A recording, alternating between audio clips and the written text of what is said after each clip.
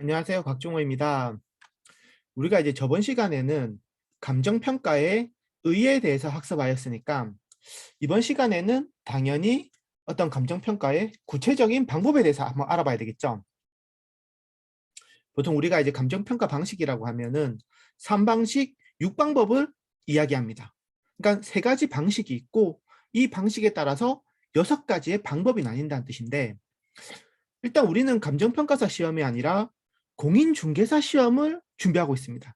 그러니까 각각의 용어가 어떻게 구분되는지 정도를 개략적으로 학습하는 것에 우선적인 포인트를 잡으시고 물론 계산 문제가 출제되긴 하지만 너무 깊이 들어가시다 보면은 우리가 감정평가 이론에 대해서 감정만 상하게 되니까 그러지 마시고 테마 47번 감정평가 3방식은 수익성, 비용성, 시장성에 기초하고 있다. 이렇게 넘어가도록 하겠습니다. 자, 우리가 이 3방식이라는 거는 알프레드 마샬이라는 유명한 경제학자가 이야기한 건데요. 제가 아주 옛날 이야기를 하나 해드릴게요. 아주 옛날에, 그러니까 우리 이제 초기 시장에서는 조선시대 시장에서는 간의 수공업으로 만든 물건을 들고 서로 이제 판매도 하고 교환도 하고 그렇게 했겠죠. 그러니까 시장 경제가 발달하기 이전 경제 체제겠죠. 이제 곽종호가 집신을 짜서 5일장에 파로 나간 거야. 화개장터 이런데 그때는 당연히 지금처럼 이렇게 막 물질에 찌든 사회가 아니라 아주 좀 순박하고 순수한 사회였으니까 누군가 와서 저한테 이거 집신 얼마냐고 물어보면 제가 아이고 요거 만드는데 열량값 들었으니까 열량 주세요 라고 말을 하겠죠. 그리고 구매하시는 사람도 그래 열량 들었다니까 열량 줘야지 하고 열량 받고 집신을 주고 이렇게 거래가 이루어졌습니다. 그러니까 여기서 시장 가격은 비용, 즉 이 비용이 중요하게 된 거죠. 비용성에 의해서 결정되던 시절이었던 거죠. 그리고 이제 시간이 조금 흘러가지고 이 집신이 다 달았어. 그래가지고 이제 다시 곽종호한테 살려고 이제 시장에 왔는데 곽종호 건 방금 다 팔렸고 옆에 곽철용이가 파는 집신이 아직 남아 있는 거야. 근데 곽철용이도 이 집신이 열량 들었으니까 열량을 달라고 하는데 곽철용이는 이제 타짜에 나오는 깡패잖아요. 깡패가 제대로 했겠어요? 열량인데 물건이 딱 봐도 아주 형편없는 거야.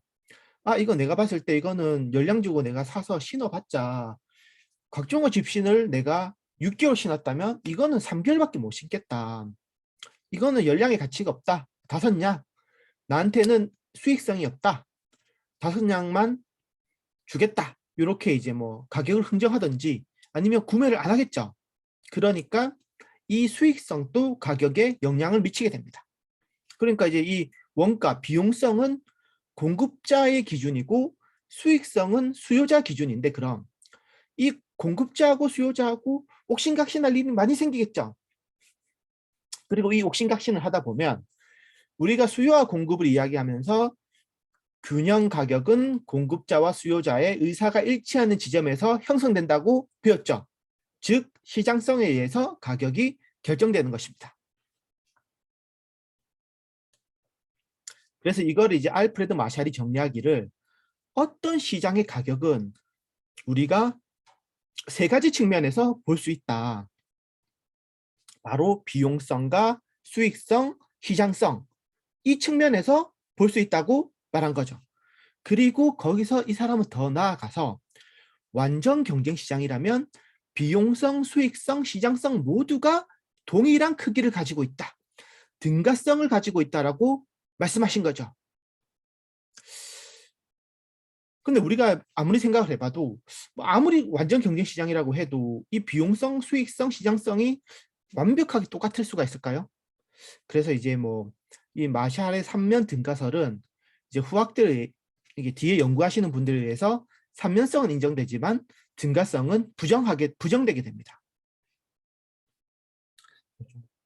더워서 에어컨을 좀 키겠습니다.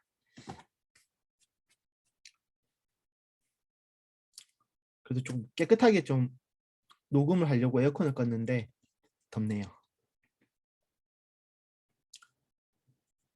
자, 이제 삼면 등가성 원리에 대해서 설명드렸으니까 이제 테마 47의 2번으로 넘어가도록 하겠습니다. 자, 가격의 삼면성이라 되어 있는데 이 마샬이 삼면성의 원리에 의거해서 3방식이 도출되게 됩니다. 그러니까 마샬의 삼면성의 원리에 의거해서 3방식이 나오는데 비용성에 의거해서 가격을 평가하는 방식은 원가 방식이라고 이야기합니다. 그러니까 비용이라는 거는 사실 결국 원가를 이야기하는 거잖아요.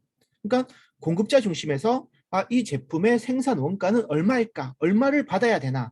이 원가를 생각하면 그거를 고민하는 것입니다. 그리고 수익성에 의해서 가격을 평가하는 방식을 수익 방식이라고 합니다. 그러니까 수요자 입장에서는 내가 이 재화를 소비함으로써 어느 정도의 이익을 얻을 수 있을까? 내가 이 정도 이익이면은 이걸 사야 되겠어. 아니야. 이거를 사기에는 내가 가질 수 있는 이익이 너무 작아. 뭐 이렇게 고민하는 거죠. 그리고 이제 시장성에 의해서 가격을 평가하는 방식을 이제 비교 방식이라고 합니다. 그러니까 우리가 이제 뭐 부동산도 그렇잖아요. 부동산은 가장 큰 단점이 현금화가 어렵죠. 그리고 평가를 하기도 쉽지 않습니다. 그래서 아파트가 투자 부동산으로 인기가 좋은 게 아파트는 거래도 잘 되고 현금화가 비교적 용이합니다. 왜냐하면 우리 아파트는 비슷한 거래 사례를 굉장히 많이 파악할 수 있으니까요. 그러니까 내가 예를 들어 가지고 공인중개사 분이 내가 지금 A 아파트 2층이 84제곱미터가 4억 원에 나왔어. 굉장히 좋은 물건이라고 제가 추천을 받았어요. 그래가지고 내가 이거 그러면은 제가 안 그래도 뭐 이게 집을 보고 있었는데 정말 감사합니다 하고 집에 가서 우리는 당연히 네이버 컴퓨터 켜봐야 되겠죠. 그래서 네이버 부동산에 들어가서 앞에 이제 거래가 어떻게 되는지 딱 봤더니 어라? 같은 아파트 같은 동에 5층이 뭐 3억 5천에 거래가 됐네? 아니 뭐 이거 아무리 인테리어 유물을 뭐 수리가 돼 있고 안 됐고를 떠나서 5층이 3억 4천인데 2층이 4억이라고? 안 사겠죠? 그러니까 시장에서 거래된 과거 사례 가격을 보고 저도 부동산의 시장 가치를 예상할 수 있는 겁니다. 뭐 누가 뭐 감정평가사가 평가해 주지 않아도.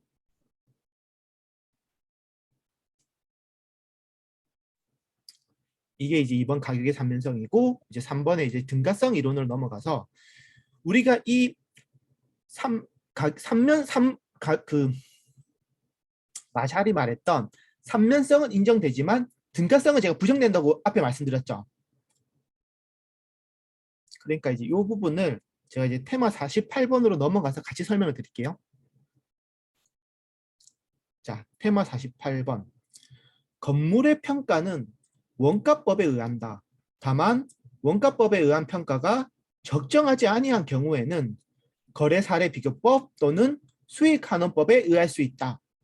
자, 우리가 이 앞에서 등가성의 이론이 성립된다면, 인정된다면 테마 48번에 원가법이든 사례비교법이든 수익환원법이든 전부 다 평가 금액이 동일해야 되겠죠. 그런데 현실은 그렇지가 않죠. 등가성의 원리가 인정되지 않기 때문에 그렇습니다. 자, 그런데 뭐 일단 우리는 뭐 원가법이 뭔지 거래사례비교법이 뭔지 잘 모르겠어. 뭐 그렇다면 이제부터 이 6방식에 대해서 설명드리도록 하겠습니다. 자, 우리가 이제 부동산이 이렇게 있으면 넓은 을배의 가격은 뭐 매매와 같은 교환 가치의 가격이 있을 거고 그리고 뭐 용익이나 뭐 임대의 대가인 임료로 구분될 수가 있겠죠. 그래서 이 3방식형 가격 역시도 가격하고 임료로 구분됩니다. 그러니까 이 세 가지 방식이 각각 가격하고 임료로 구분되니까 방법은 6개 방법이 나오는 거죠.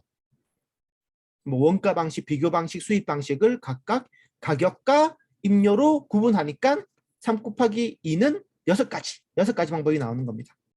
3방식 6방법이 뭐 바로 이 말입니다. 그러니까 이제 원가 방식에서 가격을 평가하는 것을 우리가 원가법이라고 합니다. 뭐 혹자는 뭐 비용 접근법이라고도 하는데 뭐 우리가 뭐 예를 들어서 짜장면 한 그릇 먹었어.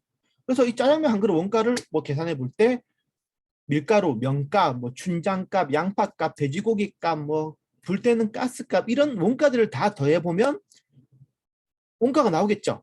이것을 뭐 합산이라고 하는데 일본식 표현으로 이 합산을 적산이라고 합니다. 그러니까 쌓을 적, 계산할 산에서 원가들을 총 다 더해서 감정평가한 가격을 적산가격이라고 합니다.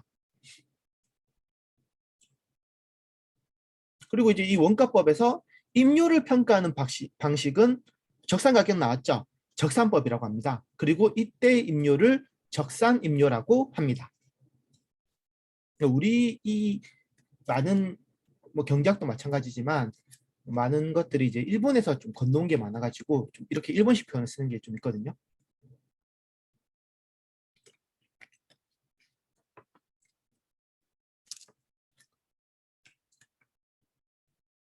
자, 그리고 이제 비교 방식에서 가격을 평가하는 것을 거래 사례 비교법이라고 합니다. 그러니까 이제 뭐 이 거래는 시장에서 발생하니까 뭐 시장 접근법이라고 하는 사람들도 있는데, 또 이게 또 정확하게 또 따지고 들어가면 뭐 임대도 거래인데, 우리가 임대는 여기서 얘기하는 게 아니니까 뭐 매매 사례 비교법이라고 뭐 해야 된다는 사람들도 있고, 근데 이 사례라는 게 바로 같은 아파트 옆집이 뭐 얼마에 거래됐는가를 보고, 아, 우리 집 시세도 대충 알 수 있겠죠. 그런데 이제 완벽하게 똑같을 수는 없으니까, 아, 옆에 집을 보고, 아, 옆에 거래 사례에 좀 준한다고 해서 뭐 비준 가격 또는 이제 뭐 유추할 수 있다고 해서 유추 가격이라고 합니다. 그리고 이제 뭐 임료 같은 경우는 당연히 뭐 비슷한 거에 이제 임대 사례를 비교해서 비준 임료를 구할 수 있겠죠. 그리고 이제 우리가 이제 수익 방식으로 넘어가서 수익을 가지고 가격을 구해야 하는데, 어차피 이 수익도 돈이고 가격도 돈이잖아요. 그래서 결국 이 수익이라는 것을 가격으로 바꿔버리면 뭐 된다고 이제 생각을 하는 거죠. 그래서 이 바꾼다는 것을 조금 고급스럽게 환원한다라고 표현합니다. 그래서 수익 방식으로 가격을 구하는 것을 수익 환원법이라고 합니다. 그러니까 수익 환원법에 의한 가격은 뭐겠죠? 당연히 수익 가격이겠죠. 수익 가격. 그리고 이제 수익이라는 것은 곧 소득이기 때문에 뭐 소득 접근법이라고 뭐 말하는 뭐 그런 사람들도 있습니다. 그럼 우리가 이제 부동산 투자에서 뭐 투자 가치 구할 때 뭐 순수익 뭐 하는 이유를 가지고 뭐 가격을 구하는 거 뭐 배우셨을 거잖아요. 뭐 모르신다면 이거 괜찮습니다. 왜냐면 우리는 어차피 100점을 맞아야 되는 시험이 아니기 때문에 뭐 모른다고 전혀 슬퍼하실 거 없고요. 최선을 다해서 준비하면 되는 거죠.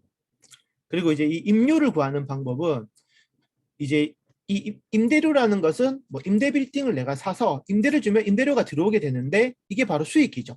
그래서 수익 분석법이라고 합니다. 그리고 이때 임료를 수익 임료라고 부르게 됩니다.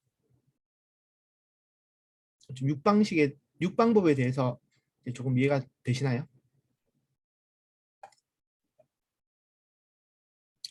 간단하게 이렇게 뭐 접근하시면 되고요. 이제 계산 문제가 나오는 부분은 조금 이제 기출 문제를 통해서 문제풀이를 통해서 좀 계산 문제를 연습해 주셔야 될 것 같고, 자, 그리고 이제 4번 시산 가격 조정으로 넘어가겠습니다. 그러니까 이 시산 가격이라는 것도 일본 말입니다. 스미마센. 그러니까 이제 한국말로 이 시산 가격을 말하면 뭐 계산 가격이라고 뭐 이렇게 바꿀 수 있겠는데, 시험적으로 산정됐다는 말이 시산 가격입니다. 그래서 처음에 알프레도 마샬이 상방식을 이야기했는데, 그렇게 되면 이 하나의 부동산에 대해서 적산 가격, 비중 가격, 수익 가격, 이렇게 한 개 부동산에 대해서 가격이 3개가 계산이 되겠죠. 그런데 우리가 3년성은 맞지만 등가성은 성립하지 않기 때문에 이 3가지 가격이 절대로 똑같을 수가 없겠죠. 그래서 이제 내가 뭐 감정평가사한테 건물을 평가해 달라고 맡겼더니 가격을 3개를 알려주는 거야. 적산 가격 뭐 1억이고요. 비중 가격은 1억 3천, 수익 가격은 1억 2천입니다. 이렇게 말해버리면 제 입장에서 난감하겠죠. 그럼 내 빌딩이 대체 얼마라는 거지? 그러면 이 3가지 가격을 가지고 조정을 해야 되겠죠. 그럼 단순하게 옛날에는 뭐 그렇게 했다고 하더라고요. 이 3개를 다 더해서 3으로 나눠버리는 거야. 그러니까 평균을 내버리면 되는데, 지금은 이제 이렇게는 하진 않거든요. 지금 평균을 내지 않고 지금은 이 3가지 가격 중에서 가장 타당한 가격을 선정해서 이제 그 가격이 이제 이 부동산의 가격이다, 이렇게 감정평가를 한다고 하시더라고요. 뭐 물론 이 가장 타당한 게 뭔지는 뭐 건물주랑 감정평가사들이 알아야 되는 거니까 우리는 뭐 굳이 알 필요는 없겠습니다. 뭐 원가법이 기준인데 그때그때 다르다. 이렇게만 이해하시면 될 것 같고, 어쨌든 이 가격을 조정해야 되고 이 조정을 바로 시산 가격 조정이라고 합니다. 그리고 이 조정 후에 정확한 감정평가 가격이 도출되겠죠. 자, 오늘은 감정평가 이론의 3방식 6방법에 대해서 학습하였습니다. 이 용어를 모른다는 것은 뭔가 좀 시험을 준비하는 사람의 입장에서 조금 양심의 가책이 되는 그런 부분이기 때문에 반드시 3방식 6방법이 무엇인지는 알고 계셔야 될 거고, 시험에서 용어 위주의 간단한 문제가 나와주면 땡큐인데 계산 문제가 나오면 뭐 내가 뭐 기출 문제를 풀면서 이 계산 문제를 좀 연습을 했고 그 문제가 나오면 뭐 맞추는 거고, 아니면 뭐 답은 3번이죠. 뭐 무조건 3번. 그래서 뭐 조금 너무 이렇게 감정평가 부분에 대해서 깊이 공부를 하시면 좋겠지만은, 그래서 우리의 목적은 시험 합격이지 100점이 아니라는 거 다시 한번 말씀드리면서 저는 다음 강의로 뵙겠습니다. 시청해 주셔서 감사합니다.